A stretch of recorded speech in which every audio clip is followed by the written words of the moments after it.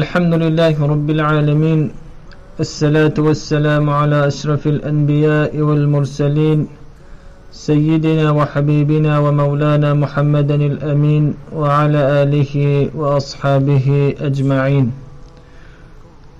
اللهم يا مقلب القلوب ثبت قلوبنا على دينك. اللهم إنك عفو تحب العفو فاعف عنا يا كريم. اللهم انصر الإسلام والمسلمين والمستضعفين والمسجونين في المشارق الأرض ومغاربها يا أرحم الراحمين. اما بعد، السلام عليكم ورحمة الله تعالى وبركاته. دوستای عزیز و گرامی قدر، الله مهربان کلگی من و شما را نگهبان باشد و گناههای ما را بخشیده باشد.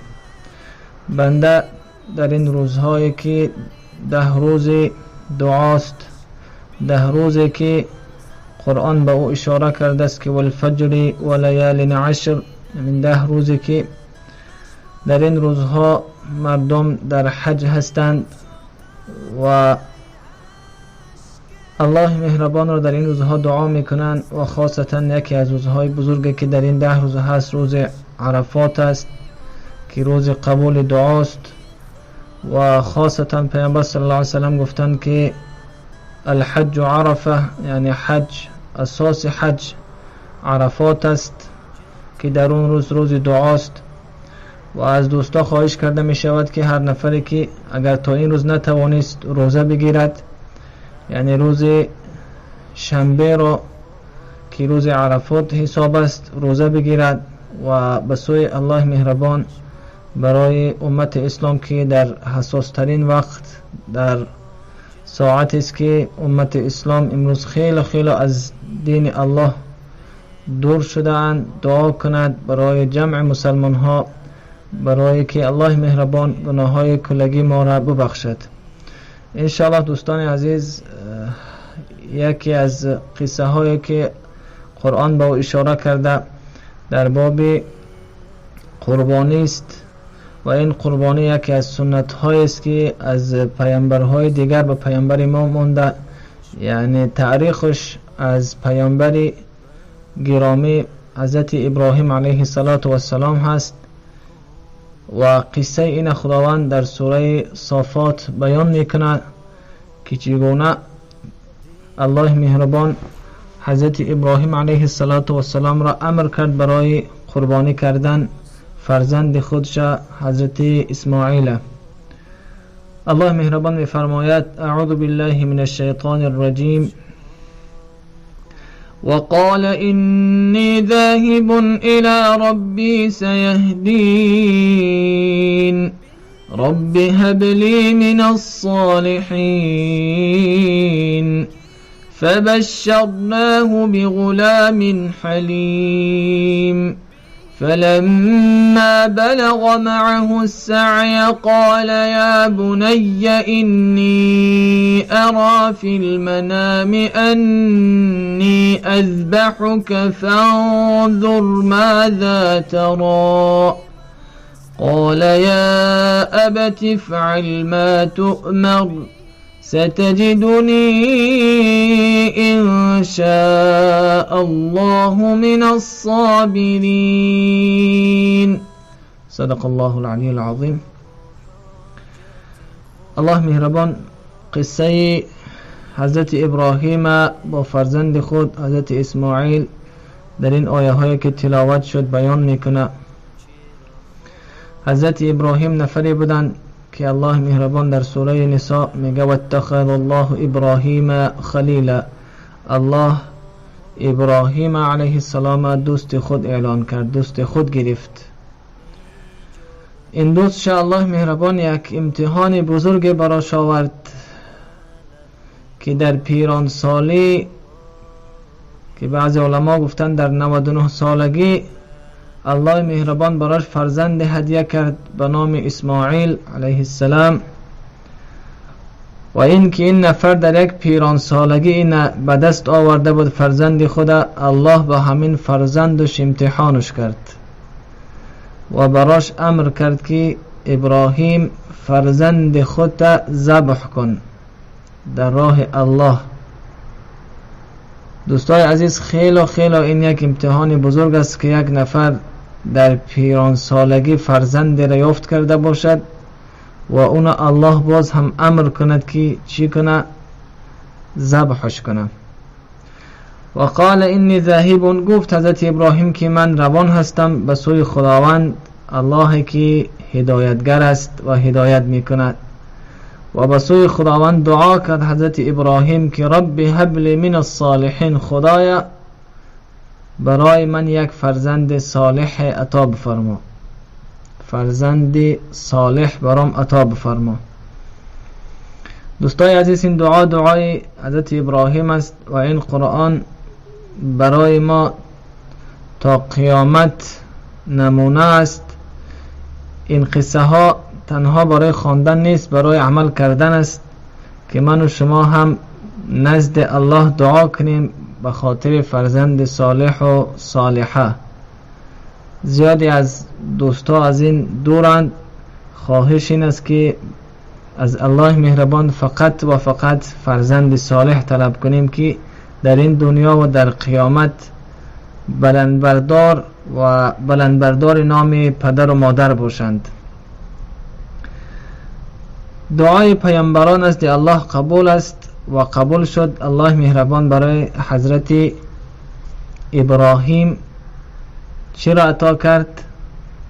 فرزند صالح که در سوره انبیاء الله مهربان میگه و ادخلناه فی رحمتنا انه من الصالحین.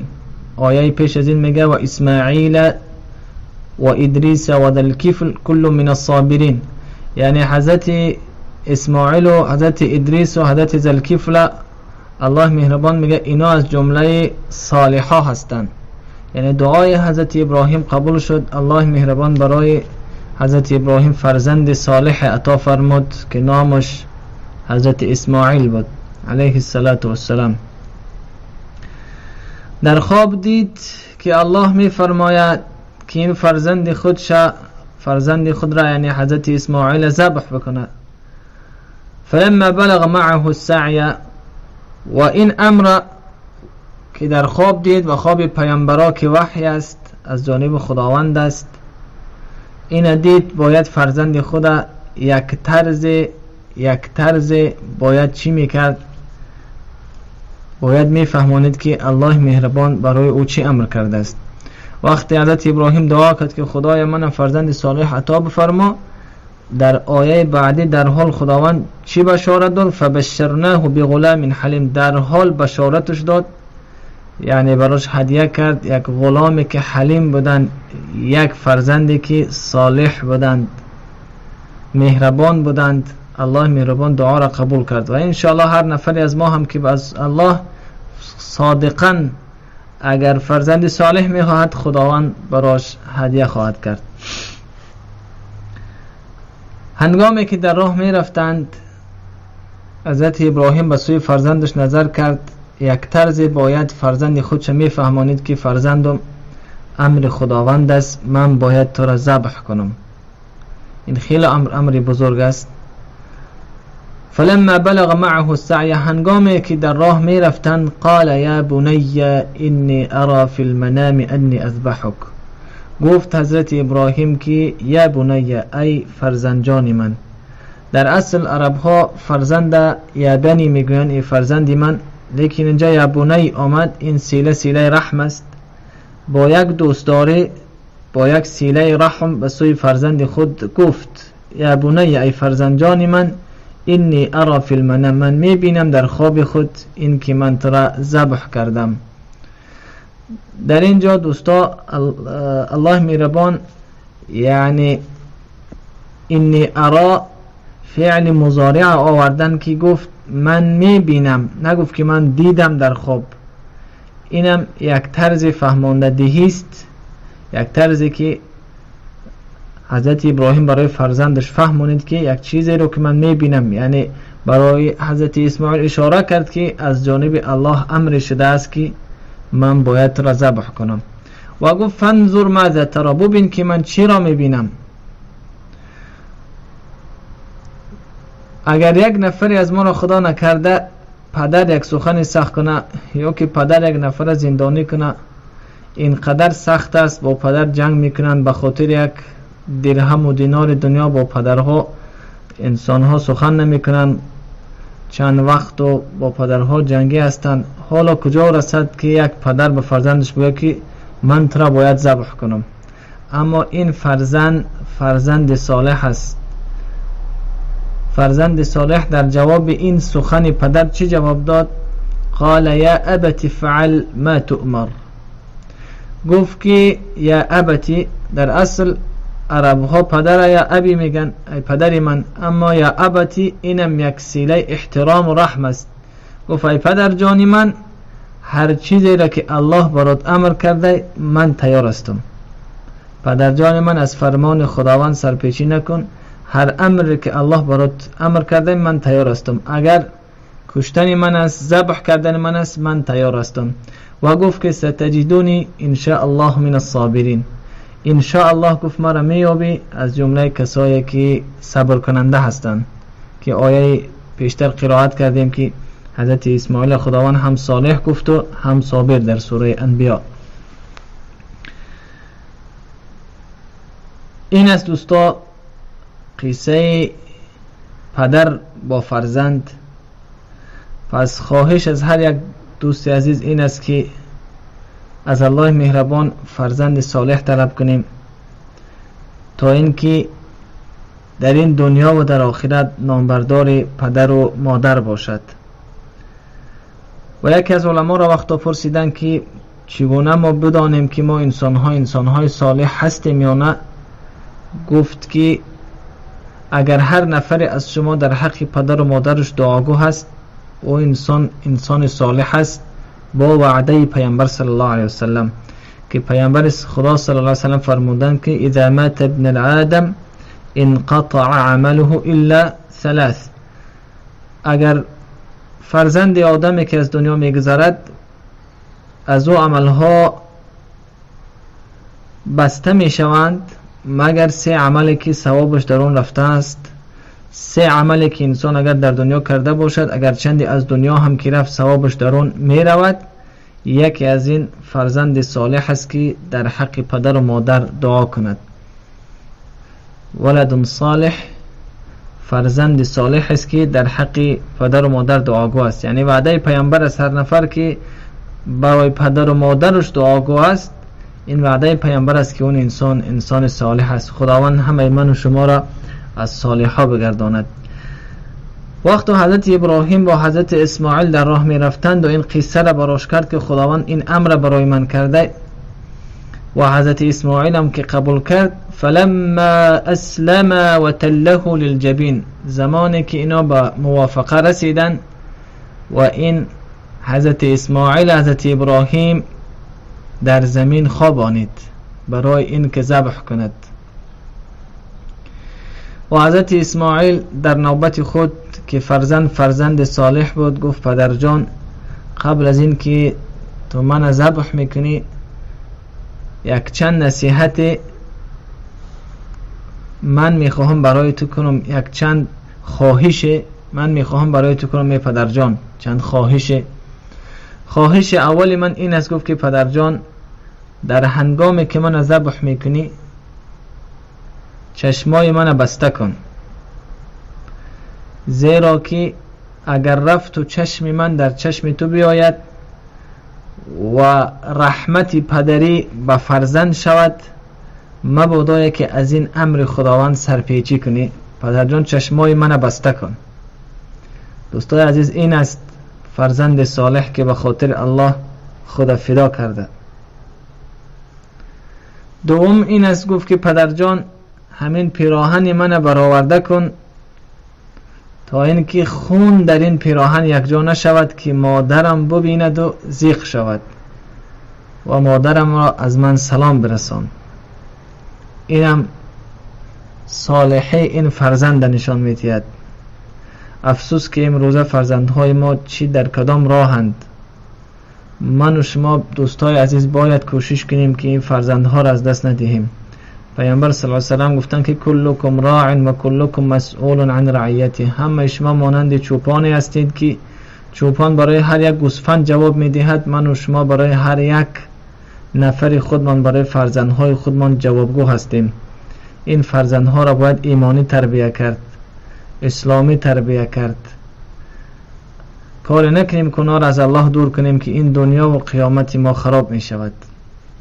این فرزند که صالح بود این خواهش ها را از پدرش کرد. گفت سومین خواهش من از شما پدر جان این است که همون کاری که می خواهی گلوی من بریده کنی همون زیاد تیز کن، زیرا که تیزتر این امر خداوند بجا بیاری که سرپیچی از فرمان خداوند نشود.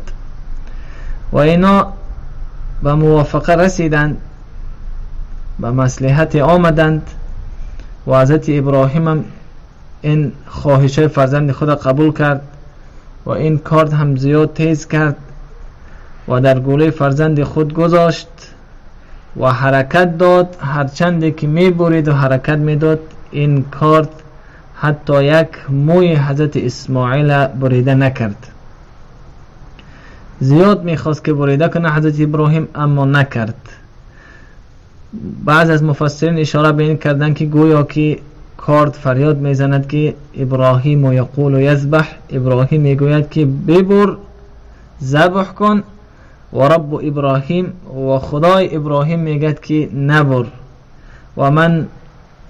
و من چیزی هستم که باید الله را فرمان برداری کنم در این ساعت، نه پیامبرش را.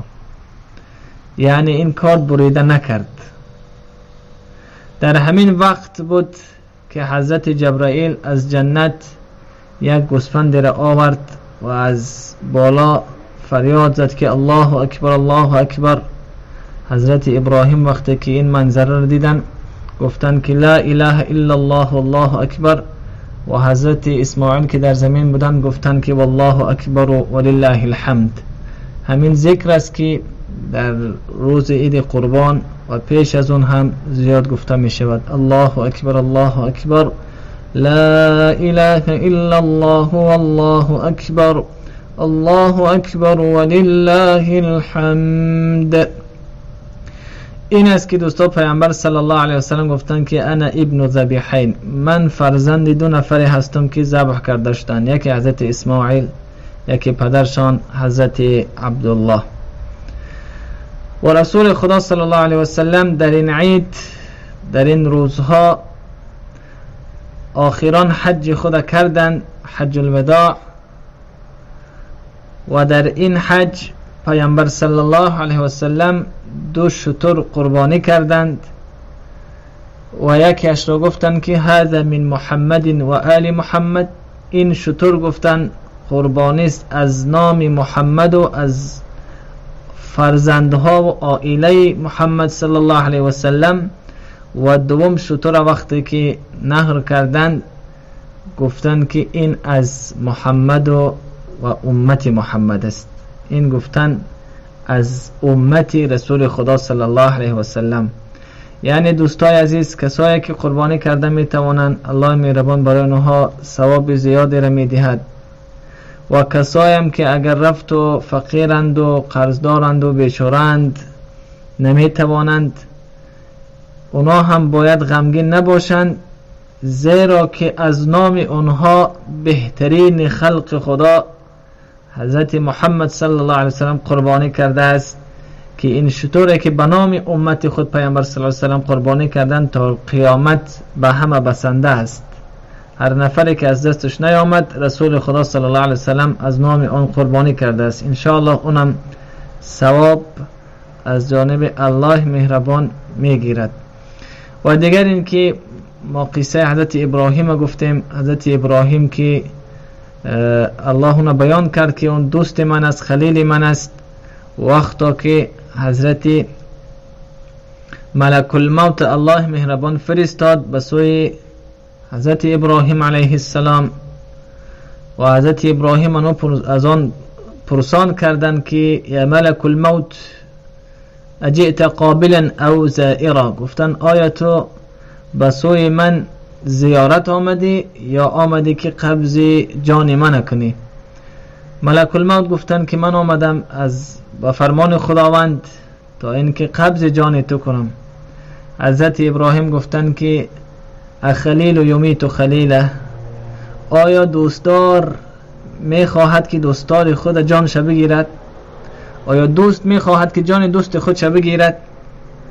در این ساعت بود که الله مهربان وحی فرستاد به سوی ملک الموت، گفت که خلیل من السلام برسان و براش بگو که اخلیل یکره لقاء خلیله، آیا دوست من نمیخواهد که با دوست خودش ملاقات کند؟ در این هنگام بود که حضرت ابراهیم علیه السلام قبول کردند و جان خود و الله مهربان تسلیم کردند. دوستای عزیز، پیامبر صلی الله علیه و سلم گفتند که خیر الکلام ما قل و دل، بهترین کلام همان است که کمتر باشد و دلالت کننده باشد. الله مهربان در این روزها که روزهای رحمت و مغفرتند، گناههای ما را بخشیده باشد و این است که الله مهربان 120 رحمت خودش در حج می فرستاده.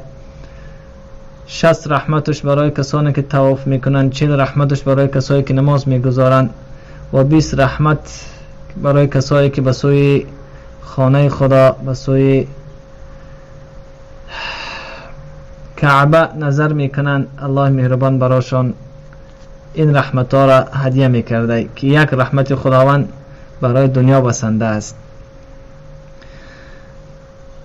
دوستان عزیز، در این روزهای زیاد هم حساس دعا کنیم که الله مهربان برای خواهر و مادرای ما توفیق بندگی و شرم و حیا را عطا بفرماید و برای کل مسلمان ها که مسلمان ها را از زیر ظلم آزاد کند در هر کجا هستند. اونی که زندانی است، اونی که مشکل دارد، الله مهربان اسلام و مسلمان ها را در کره زمین غالب بگرداند و گناه های هر یک ما را بخشیده باشد.